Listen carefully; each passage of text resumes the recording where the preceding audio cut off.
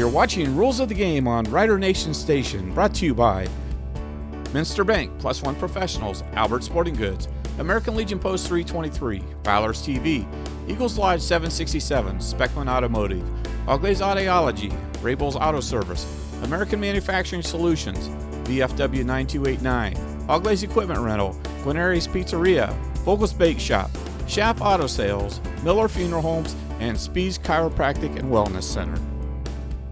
Hello and welcome to Rules of the Game with Mark Cisco. I'm your host, Zach Farrell. Mark, week 3, St. Mary's Rough Riders traveling to Walpock this week. But let's reflect a little bit about last week. They had a 56-0 win over Defiance. Big win for the Riders, yep. All right, and for our purposes, fortunately or unfortunately, not a lot of penalties on either side. 2 delayed game penalties from Defiance and sort of a late in the game personal foul on St. Mary's. So not a lot to discuss specifically there, but we pulled out some clips to talk about some general things. So I thought maybe first it'd be good to talk about your week. Where were you officiating at, and what do you have this week? Our crew was at the Bath Shawnee game Friday night. That game ended 14-7. It's a good ball game. We didn't have much going on in that game either compared to the week before. So kids are starting to settle down a little bit and play, and you don't have all the dumb stuff, I call it, false starts, encroachment, things of that nature. That's coaches are getting all that stuff worked out. So hopefully that'll continue. The less fouls we have, the better we like it. Have you seen any bulletins or point of emphases yet this year? We always get a bulletin each week regarding different things that the DOD wants to stress or bring out from the previous week. We did have a situation in our game where we had to disqualify an individual for one of the teams. It was a legitimate. He was a little bit too rambunctious, I guess. I guess in the words of one famous NFL referee, he had him down and was giving him the business type of situation. So, unfortunately, for fighting now in Ohio, and that's what it is, throw one punch, you connect or not, it's called fighting, and that player's out for 2 games, which is a substantial penalty. Wow. So we have to be really careful. We see what we see, and we know what we see before we do something like that. I mean, if it's there, it's there, but that's 20% of a kid's season, and that's tough. It's hard. Sometimes blocks can look like punches, and you got to make sure that. That's true. But this was a no-doubter type situation, right. And the coaching staff agreed with us on the replay or on the film that they watched. The coach even sent me a note that says, "Hey, we agree. It was a good call. Unfortunately, he's going to have to be out for 2." And they appealed that 2-game suspension, but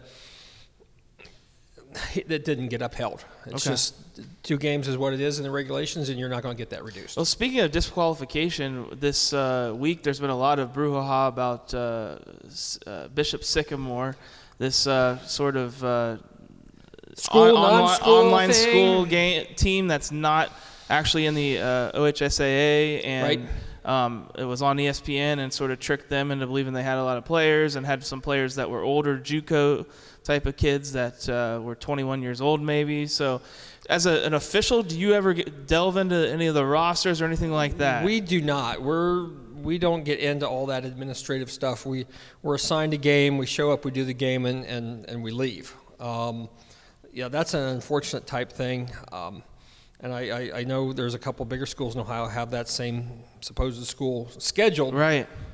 And from what I'm reading, they're probably going to back out of that and just not do that sort of thing, which makes sense. Right, and we heard that the governor actually asked the Department of Education to look into it. So going to get very interesting for here. Yeah, we don't get into rosters, ages, things of that nature. Right. So we assume everybody's good. That all falls back on the school. I didn't think so, but I thought that may be in some people's minds this week. So that's a good question, though. All right.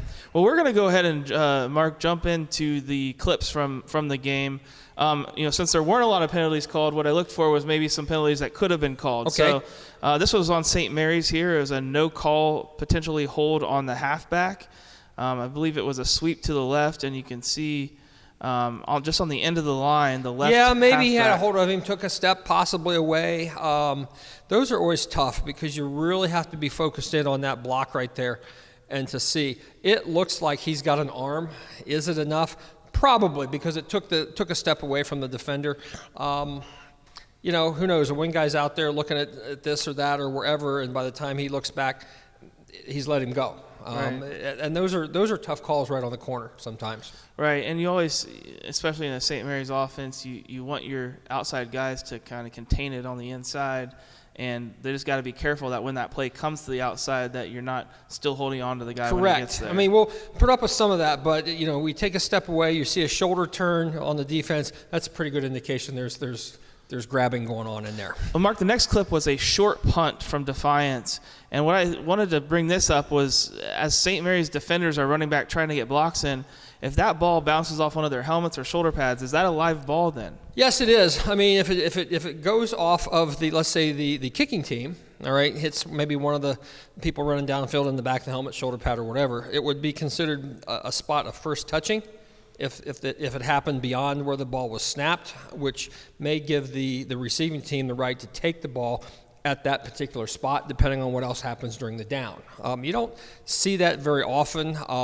Once in a while it happens, and you just have to be aware and get what we call our beanbags down on that spot. So if we need to go back to it, we can find it. Right. That's just another view of the same play from the end zone angle. But just always one of those things that we were always taught in football is if you're hearing I forget what the sign was, the poison, I think. Poison, there's some other terms out there that the coaches use. But turn around and look for the ball that and means get away from it. You betcha. Yeah. Yep. Don't usually see it that obvious, I guess, or that coming up. So wanted to talk this week, next clip, Drew Danmeyer, number 27 for St. Mary's. He unfortunately had a late hit called against him in the first game of the year against London. And I thought this was a very nice example of him sort of learning from his mistake. Okay. Because he had an opportunity to deliver a late hit along the sidelines to the receiver, and you can see him just sort of pull up right there at the last second, pull his hands up. That's good football play on his part.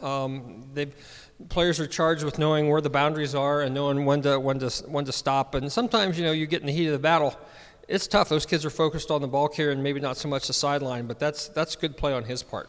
Right, and it's great to see that a player from St. Mary's can learn one week from another, learn that quick about, hey, I got to be careful, I can't do this again or something like that. Right. This next play was a tackle. We were running it back on a punt return, and there was a tackle by the Defiance player at the end, and you can see him sort of dive there, sort of leaves his feet. Is that ever a potential for a personal foul or? You always have that, especially on kick plays. I mean, you've got things that are happening and going on. I mean, leaving your feet is not a foul to make a tackle. Okay. You just got to be careful what you're doing with your helmet. Okay. So it's more the leaving the feet with the crown of the helmet or something like that. Yeah, you get some issues going on there with targeting type situations if you're launching or thrusting into another player. With the top of the helmet, that looked like it was perfectly fine. He just got caught up in the action. Is all that happened there. I knew that there were. Wasn't sure if there was any sort of leaving the feet sort of thing, but I didn't see in the review that there was any issue with his helmet at the time. So it looks like it's probably a pretty good call. Pretty good no call, and it's just football. Next next clip that we have was a holding on the wide receiver for Defiance. I think they did a quick screen pass out there, or quick drop back pass, and you can see that wide receiver at the top there sort of holding Ty Keel a little bit. Just wanted to know your thoughts on that. Again, that's one of those things where you got two kids that are locked up out there. One's trying to get by, one of them's trying to control the other. They're kind of chicken fighting, so to speak. The offensive guy gets position on him a little bit, so maybe we look pretty good there. I didn't see a restriction of any major capacity. We're going to look inside here. Okay. Oh yeah, maybe a little. Yeah, there's a little button there. I was looking on the way outside. There might have been room for a hold right there. So that, and I didn't see that actually when I was reviewing that. I was looking at the wide receiver, but you're saying that on the inside if we can get our technical wizard to rerun that for us. Yeah, we're looking at the tackle right there, and he's holding him so he can't get out. That's he just latched onto him and wouldn't let him go. Right. And that was a restriction. So I wonder, though, if, and this is just me speaking, if that was too far away from where the play was, since the play was to the outside. And this possibly, is another view of that. But you're holding him where he can't get out there. That's pretty. I mean, depending on what the referee's looking at there, he may see that, he may not. The wing guy may see it, may not, because he's got a lot of things happening in front of him. And it wasn't a takedown, so it doesn't jump out at you, but it probably would be considered a good hold. Yes. Well, this next clip here was one of the delay games that was called on Defiance. I just thought you could maybe talk about the mechanics of the umpire or the back judge. Sure, the back judge there, and you can see the back judge got his hands up. He's counting down, and we're told to count down from 5, 4, 3, 2, 1 as the seconds click off, and verbalize that. They were just in a situation where they just weren't paying attention, and they, for whatever reason, got down, and away it goes. Whistle, flag, stop the clock 5 yards, and we move them back, and we go on. Unfortunately for Defiance, that was right after a timeout, too, so that's always the worst. Which really makes it kind of, and I tell my guys, I say, look, if they get a delay coming out of a timeout, we might be responsible for that. Oh, really? Okay. Well, because, you reset the play clock to 25 seconds, and you make sure they're out there, and you get it. So there are times when, they'll huddle up on the sideline, and I don't know if Defiance was doing that, and you give them a chance to come out, and they don't, you blow the whistle ready for play, then it's not our problem. But we got to make sure everybody's ready, and we're not going to prolong the game, but part of our job, especially me as a referee, is to make sure everybody's ready to go in a timely manner. So. This next clip was a fumble by the Defiance quarterback. He sort of drops back, then steps up to try to run and gets hit on a couple sides.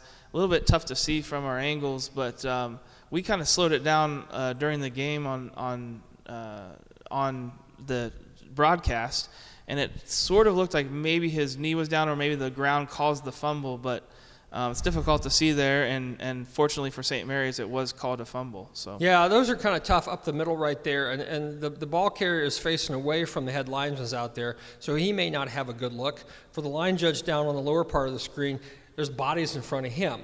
Now, a lot of times, these types of things you do have another body part down, knee, leg, something before it comes out. And Zach, you know as well as I do, the ground cannot cause a fumble. Right. So he's already down when you've got the ball being jarred loose. So, yeah. Well, this was something that I noticed during the game that it didn't really bring up and maybe it's something that I should have noticed more often, but I thought a couple of the St. Mary's guys were getting a little, maybe 1.5 or 2 steps ahead of the kicker on the kickoffs. Oh, well. And does that? It never was called, but is there a bright line in that rule? Or? Let me give you the technical interpretation. The technical interpretation from the boss is that the free kick line, the 40-yard line at that point, is to be treated as like it's a plane of glass that goes from the line of the field all the way up into the sky. Right. Any part of the body that breaks that plane of glass, in theory, is you're encroaching on the. So in this, if we've got that stopped right there, if he's just kicked the ball. And not to pick on anyone, but I believe it's the kicking teams all the way to the south, the furthest down south, kind of across the 40-yard line. Yeah, I mean, you maybe got heads across, things of that nature. I mean, and it's not real obvious. Could you call that? Yes, you could. Now, philosophy says, look, unless they got a foot over the line, you're gonna let that go, especially in a game such as this. Now, onside kick situation, now that plane of glass exists. Gotcha. So do we treat the rule differently depending on the situation? Yes. And we may treat it differently in a 58-0 game as well. Right. Now, you're not going to let them get away with outrageous stuff, and you might be a little tougher on the team that's leading by that much. So there's a fine line between controlling the game and letting the game play out. Well, this next play was also a running out of bounds by the Defiance quarterback, and at the very end of the play, he seems to sort of trip by the St. Mary's guy that was laying on the ground. It was out of bounds, but it looked unintentional to me. But yep. Just wanted to make sure that you agreed. That looks just like to me. I don't. Did they flag? Nothing play? was called. I don't think there should have been right there. I mean, it's just a continuing action type of thing. Player's going down. He's reaching out already before he's out. They hit the sideline. You're going to allow for some of that. There was no second effort or action that put him down. It's just, again, that's just football on the sideline sometimes. Right. It just looked unintentional. He's fallen to the ground trying to grab him out of bounds and didn't look too bad. So the next play was another fumble. This was actually, he was trying kind of a QB sneak, and I don't think he ever had the ball because it's sort of bouncing around. It just pops out the back there, laying on the ground, and the Defiance players don't even see it. St. Mary's recovers it there on that fourth down. I guess I was just curious what, if anything, if the officials can't tell where the ball is, whether it's down or not. If they see a ball scored out like that, are just supposed to assume that it's live? It's going to be survival of the fittest on something like that. Yeah, because when the quarterback takes a snap like that and starts forward, there's really not a way to see that sort of thing. The referee may have an idea of what's going on in there, but yeah, it was loose from the very beginning, and right now, obviously, it's still loose. Yeah. And the recovering team comes away with it. So all you can do at that point is just award it to the team, unless you have knowledge that it was down and possessed by somebody on the pile. That's where we're going to go. Survival of the fittest. It was hard to see on the side view, but you can see from that end zone view that the ball was actually never in the quarterback's hands. It kind of squirted to the right and then just kind of squirted out the back. So it was very interesting to see in retrospect with all the different angles that we're able to see that.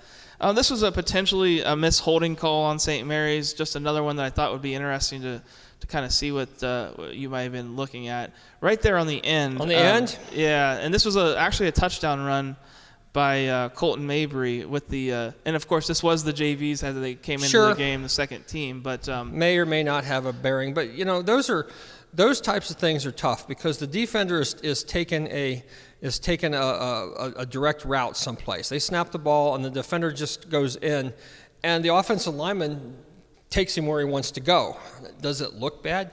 Yeah, it does, and the end guy right out there, he's trying to turn and get away. Is he really holding him, or are we just locked up because of action? When in doubt, it's not a hold. So being engaged with him and then sort of falling around to his backside isn't necessarily a hold because you're not necessarily stopping where the defender wants to go. There maybe there's no advantage gained or anything along those lines where you could say, well, the running back goes right by the potential tackler. And it's possible, but the wing guy at the top's not going to see the hands inside. The referee's probably blocked off from the action because he's going on the other side of the play. And the umpire is focused on the point of attack where the runner's coming through. So, we're 5 guys and there's 22 kids. That's not to make an excuse, but in high school football, sometimes you're gonna miss things. Right, and we do have an end zone view right there. Just showed a little bit different view of it, but I don't think it really showed anything different than what we saw on the side anyway. It just It was an interesting one to call. So last clip here was a field goal snap that rolled on the ground. And I just thought we should go over again that.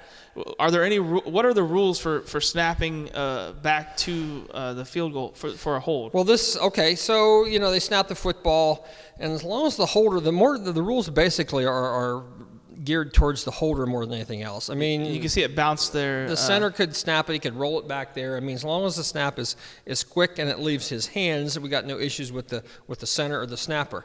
Now the holder does a good job picking it up and getting it down. Now, if he would have had to get up and go get the football and then put it down, now we're going to have a dead ball. Okay. Now, he can, if it snaps high, rise up and get it and come back down. And then he could actually get up and run with it if he wanted to.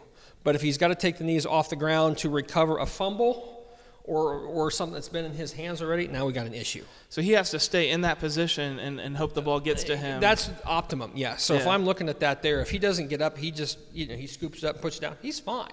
If the snap's high, again, if he goes up to get it and comes right back down and puts it down, he's fine. Okay. And if he goes up to get it and then comes down with it, or if he goes up to get it and runs a couple steps and then puts it down, no, we can't have that. Play's over at that point. We've talked about this before, but does the long snapper have to snap it between his legs back to the... He does not. You don't have to snap the ball between your legs. Okay.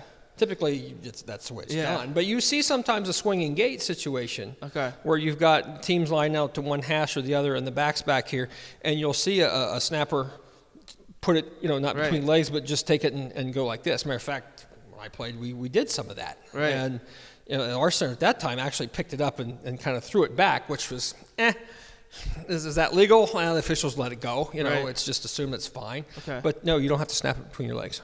Well, that was interesting. I thought that brought up a lot of questions there on that field goal kick. So even when we don't have penalties, Mark, I appreciate you being able to It's always fun. enlighten us on some of those special situations and peculiarities of the situation. So appreciate you for being here again. Zach, thank you very much. Every week we're going to have Rules of the Game here with Mark Cisco. Be sure to tune in to Rider Nation Station on Friday night as we bring you the, right after this show, actually, after this debuts, we'll bring you the Wapakoneta and St. Mary's game. St. Mary's going into hostile territory in Wapakoneta. We'll definitely have audio and potentially video later in the week, or we'll see what happens. So We'll see. thank you again for tuning in, and we'll see you next week. Thanks, Mark. Thanks, Zach. You're watching Rules of the Game on Rider Nation Station, brought to you by Minster Bank, Plus One Professionals, Albert Sporting Goods, American Legion Post 323, Bowlers TV, Eagles Lodge 767, Speckman Automotive, Ogles Audiology, Rabel's Auto Service, American Manufacturing Solutions, VFW 9289, Ogles Equipment Rental, Guarneri's Pizzeria, Vogel's Bake Shop, Schaff Auto Sales, Miller Funeral Homes, and Speed's Chiropractic and Wellness Center. Thanks for watching another episode of Rider Nation Station. Help us help you by subscribing on YouTube or following us on Facebook.